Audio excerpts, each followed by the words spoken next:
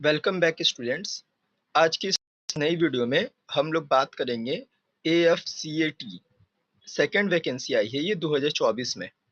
इसके पहले एक बार और वैकेंसी आई थी और ये नई वैकेंसी आई है सेम पोस्ट के लिए AFCAT की। इस वीडियो में हम लोग बात करेंगे कि टोटल कितनी वैकेंसी दी गई है, क्वालिफिकेशन क्या मांगा गया है, एज लिमिट कितनी है, हाईएस्ट एज लिमिट, और उसके बाद सैलरी कितनी है और किस तरह से सिलेक्शन प्रोसीजर है, उसके बारे में हम लोग कंप्लीट इन्फॉर्मेशन इस वीडियो में आज हम लोग देखेंगे। तो जैसा कि आप लोग देख सकते हैं, हम लोग आ चुके हैं ऑफिशियल नोटिफिकेशन में। ये नोटिफिकेशन इंडियन एयरफोर्स भारतीय वायुसेना द्वारा जारी की गई है। तो इसमें यहाँ पर दिया गया है कि पहला, date of submission of online application. Application submit करने का डेट दिया गया है 30 मई 2024 11 बजे से लेकर 28 जून 2024 11:30 बजे रात तक इसका आप लोग फॉर्म फिलअप अप्लाई कर सकते हैं। तो सबसे पहले यहाँ पर वैकेंसी के बारे में देख लेते हैं। AFCAT एंट्रीज में यहाँ पर फ्लाइंग में मेन के लिए है 18 वैकेंसी और वुमेन के लिए है 11 वैकेंसी। उसके साथ ही ग्राउंड ड्यूटी टेक्निकल में यहाँ पे मेंस में है 88 और 36 और वुमेन्स में है 23 और 9। साथ ही ग्राउंड ड्यूटी नॉन टेक्निकल जो पोस्ट आती हैं उसमें वेपन और सिस्टम ब्रांच में 14 वैकेंसी है मेंस में, और वुमेन्स में है 3 वैकेंसी।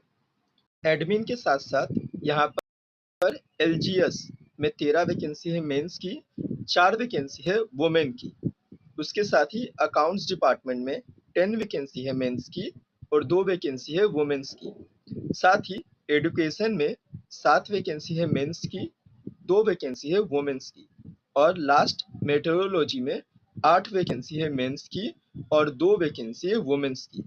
एनसीसी में स्पेशल एंट्री में भी यहाँ पर छूट है, आप लोग देख सकते हैं 10% छूट मिल रही है यहाँ पर फ्लाइंग के लिए। इसके एलिजिबिलिटी कंडीशंस में एक बहुत इंपॉर्टेंट टॉपिक है जो आप लोग को ध्यान देनी होगी। इसमें सिर्फ और सिर्फ अनमैरिड कैंडिडेट्स ही अप्लाई कर सकते हैं, और उसके साथ ही आप लोगों को ट्रेनिंग पीरियड में भी मैरिज करने की परमिशन नहीं है। अगर कोई ट्रेनिंग पीरियड के बीच में भी अगर कोई मैरिज करता है, कोई अगर शादी करता है, तो उसको ट्रेनिंग से डिस्चार्ज कर दिया जाएगा और उसको सारा पैसा रिफंड करना होगा गवर्नमेंट को। एक सबसे इम्पॉर्टेंट टॉपिक के बाद अब हम लोग आते हैं एजुकेशनल क्वालिफिकेशन के लिए। यहाँ पर फ्लाइंग ब्रांच सबसे इम्पॉर्टेंट, इसमें जो है मिनिमम 50% मार्क्स रहना चाहिए आप लोगों के +2 में। साथ ही मैथ्स और फिजिक्स में दोनों में इच मार्क्स, दोनों के अंदर आपको 50% से ऊपर मार्क्स रहने चाहिए। उसके साथ ही आप लोग जब भी ग्रेजुएशन किए हो किसी भी डिसिप्लिन में चलेगा, किसी भी रिकॉग्नाइज्ड यूनिवर्सिटी से होने से चलेगा, लेकिन आप लोग का 60% मार्क्स या उससे ऊपर चाहिए। अगर आपने कोई टेक्निकल कोर्स किए हो जैसे BE या BTech डिग्री 4 ईयर्स का, किसी भी रिकॉग्नाइज्ड यूनिवर्सिटी से होने से आप लोग अप्लाई कर सकते हैं, लेकिन उसमें भी मिनिमम 60% मार्क्स या उसके इक्विवेलेंट लगेगा। उसके साथ ही जो कैंडिडेट्स लोगों ने क्लियर किया है section A and B examination of associate membership of institution of engineering और एरोनॉटिकल सोसाइटी ऑफ इंडिया, किसी भी रिकॉग्नाइज्ड यूनिवर्सिटी से, इसमें भी 60% मार्क्स है तो आप लोग अप्लाई कर सकते हैं। इसके साथ ही ग्राउंड ड्यूटी टेक्निकल ब्रांच में इसमें 2 है। पहला, एरोनॉटिकल इंजीनियर इलेक्ट्रॉनिक्स। अगर आप लोग इलेक्ट्रॉनिक्स से फिलअप करते हैं तो इसमें आप लोग का +2 में 50% मार्क्स रहना चाहिए, फिजिक्स और मैथमेटिक्स दोनों में। उसके साथ ही आप लोग के पास 4 ईयर का डिग्री ग्रेजुएशन या इंटीग्रेटेड पोस्ट ग्रेजुएशन क्वालिफिकेशन रहनी चाहिए, इंजीनियरिंग में हो या फिर टेक्नोलॉजी फ्रॉम रिकॉग्नाइज्ड यूनिवर्सिटी, किसी भी यूनिवर्सिटी से चलेगा। सेक्शन ए या और section B examination from associate membership of institution of engineers India और एरोनॉटिकल सोसाइटी ऑफ इंडिया और graduate membership examination of the institution of electronics and telecommunication engineers by actual studies with a minimum 60% marks आप लोग को पास करना होगा। इसमें 60% marks रहना चाहिए। इसके लिए फॉलोइंग डिसिप्लिन से आप लोग चेक कर सकते हैं, यहाँ पर कम्युनिकेशन इंजीनियरिंग है, कंप्यूटर इंजीनियरिंग टेक्नोलॉजी है, ये सारी डिटेल्स है। ठीक है, इतनी सारी पोस्ट के अंदर आप लोग कर सकते हैं। इतने सारे ट्रेंड से आप लोग कर सकते हैं इसमें। इन सारी डिसिप्लिन में से किसी एक से भी आप अपना ये कोर्स कर सकते हैं और आप इसके लिए एलिजिबल हो सकते हैं। उसके साथ ही दूसरा एरोनॉटिकल इंजीनियर मैकेनिकल, इसमें भी सेम है, कैंडिडेट विथ 50% मार्क्स फिजिक्स और मैथमेटिक्स दोनों में रहना चाहिए +2 में। उसके साथ ही मिनिमम 4 ईयर डिग्री ग्रेजुएशन चाहिए या integrated post graduation qualification, engineering में हो या फिर टेक्नोलॉजी फ्रॉम रिकॉग्नाइज्ड यूनिवर्सिटी, 4 साल का कोर्स रहना चाहिए, डिग्री कोर्स। उसके साथ ही या फिर आप क्लियर करें section A and B examination of associate membership of institution of engineers India और aeronautical society of India by actual studies. 60% marks से आपको ये क्वालिफाई करना होगा। इसमें भी फॉलोइंग ये सारे डिसिप्लिन दिए गए हैं, एरोस्पेस इंजीनियर है, एरोनॉटिकल इंजीनियरिंग है, आप लोग देख सकते हैं। इसमें से किसी भी एक डिसिप्लिन में अगर 60% मार्क्स है तो आप लोग दोनों में से किसी भी एक टेक्निकल पोस्ट के लिए अप्लाई कर सकते हैं। अब यहाँ पर नॉन टेक्निकल ब्रांचेस के बारे में देख लेते हैं। पहला वेपन सिस्टम ब्रांच, इसमें जो कैंडिडेट्स है उनका मैंडेटरी है पास होना 50% मार्क्स मैथ्स और फिजिक्स दोनों में +2 लेवल में।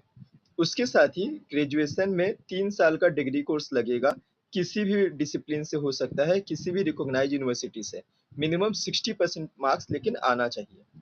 या फिर बीई या बीटेक डिग्री कोर्स चलेगा, 4 इयर्स का कोर्स, किसी भी रिकॉग्नाइज्ड यूनिवर्सिटी से। इसमें भी 60% मार्क्स चाहिए उनके लिए। उसके साथ ही अगर आप लोग एडमिनिस्ट्रेशन या लॉजिस्टिक्स के लिए अप्लाई कर रहे हैं तो आप लोग का +2 पास होना चाहिए और उसके साथ ही ग्रेजुएट डिग्री मिनिमम रहना चाहिए 3 साल का, किसी भी डिसिप्लिन से चलेगा, किसी भी रिकॉग्नाइज्ड यूनिवर्सिटी से, मिनिमम 60% मार्क्स के साथ।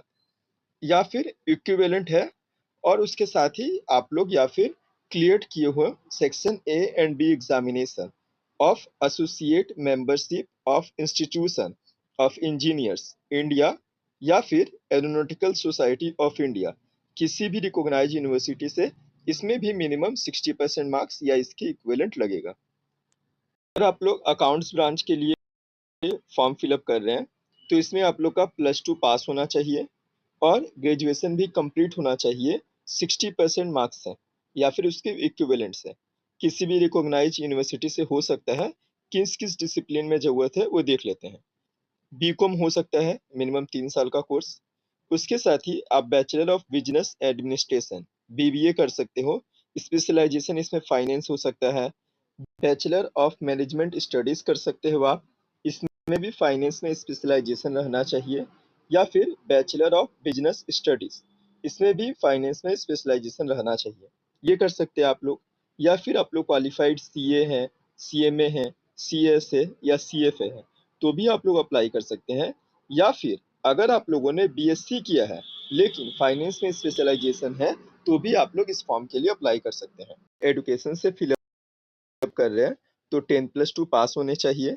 उसके साथ ही पोस्ट ग्रेजुएशन में 50% मार्क्स रहना चाहिए। या फिर इसमें आप लोग किसी भी डिसिप्लिन में कर सकते हैं।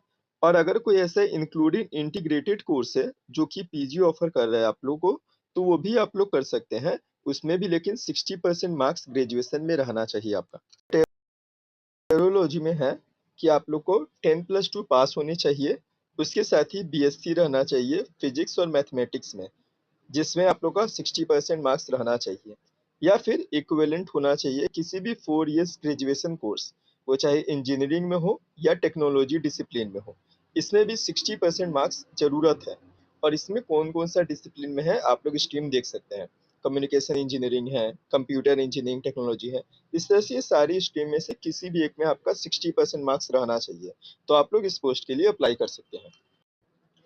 तो अभी तक हम लोगों ने सारी वैकेंसी, किस पोस्ट में कितनी वैकेंसीज है वो सारी हम लोगों ने देखा और किसके लिए क्या क्या क्वालिफिकेशन, क्या एलिजिबिलिटी क्राइटेरिया है वो सारा हम लोगों ने डिटेल्स में देखा।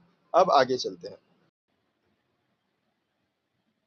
अगर यहाँ पर एज लिमिट की बात की जाए तो flying branch through AFCAT and इस एनसीसी स्पेशल एंट्री, इन दोनों में जो एज लिमिट है वो 20 साल से लेकर 24 साल तक रखी गई है 1 जुलाई 2025 के अकॉर्डिंग। इसका मतलब जो 2 जुलाई 2001 से लेकर 1 जुलाई 2005 तक जिनका डेट ऑफ बर्थ है वो लोग इसके लिए अप्लाई कर सकते हैं। अपर एज लिमिट जो है candidates holding valid and current commercial pilot licence issued by DGCA, इसमें रिलैक्सेशन मिल सकता है 26 साल तक का। इसमें मतलब जो लोग 2 जुलाई 1999 से लेकर 1 जुलाई 2005 तक है वो लोग इसके लिए अप्लाई कर सकते हैं। सेम ऐसे ही ग्राउंड ड्यूटी में टेक्निकल हो या नॉन टेक्निकल दोनों ब्रांच के लिए 20 साल से लेकर 26 साल तक का रखा गया है, 1 जुलाई 2025 तक। सेम यहाँ पर इस नोटिफिकेशन में एक सबसे इम्पॉर्टेंट चीज आप लोग को ध्यान देना है कि इन लोगों ने अपना एग्जाम शेड्यूल पहले ही दे दिया है। इसमें क्या है, इन लोग 9 अगस्त, 10 अगस्त और 11 अगस्त 3 दिन में इसका एग्जाम होगा। 2 शिफ्टों में एग्जाम लिया जाएगा, first shift and second shift. First जो शिफ्ट है वो सुबह 8 बजे का है और जो सेकंड शिफ्ट है वो 1 बजे का है। 2 घंटे का पेपर है पूरा, उसके अंदर ये प्री एग्जामिनेशन कंप्लीट होगी। इस एग्जाम का सिलेबस क्या रहेगा? Simple general awareness, verbal ability in English, numerical ability and reasoning and multiple aptitude test, मतलब जीए, रीजनिंग, इंग्लिश और मैथ्स ये रहेगा। 2 घंटे का पेपर है, 100 क्वेश्चन रहेंगे, 300 मार्क्स का एग्जाम है, मतलब पर क्वेश्चन 3 मार्क्स है और अगर गलत आप लोग अटेम्प्ट करते हैं तो वहां पर 1 मार्क्स डिडक्ट होगा। बस सैलरी की बात की जाए तो सैलरी भी बहुत अच्छी सैलरी यहाँ पे दी जा रही है। 7th पे कमीशन के तरफ से लेवल 10 की सैलरी दी जा रही है। मतलब आप लोग का जो बेसिक पे होगा वो 56,100 से लेकर 1,77,500 तक यहाँ पर जा सकता है। उसके साथ एमएसपी आपकी 15,500 तक होगी।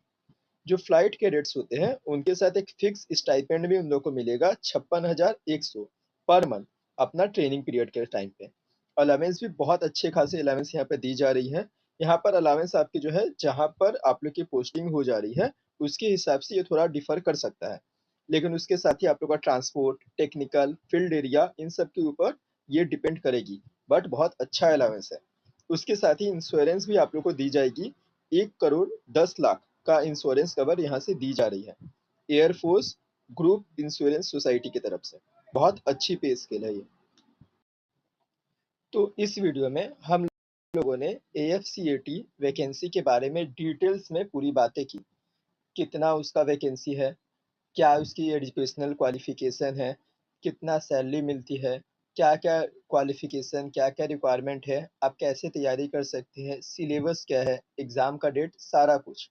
अगर आप लोग चाहते हैं कि इसकी सिलेबस और किस तरह से आप लोग प्रिपरेशन कर सकते हैं, कैसे क्वालिफ़ाई कर सकते हैं, एग्ज़ाम कैसे अटेम्प्ट करना है, इसके ऊपर एक कंप्लीट डिटेल्स वीडियो अगर चाहिए तो आप लोग कमेंट बॉक्स में आप लोग मैसेज करिए।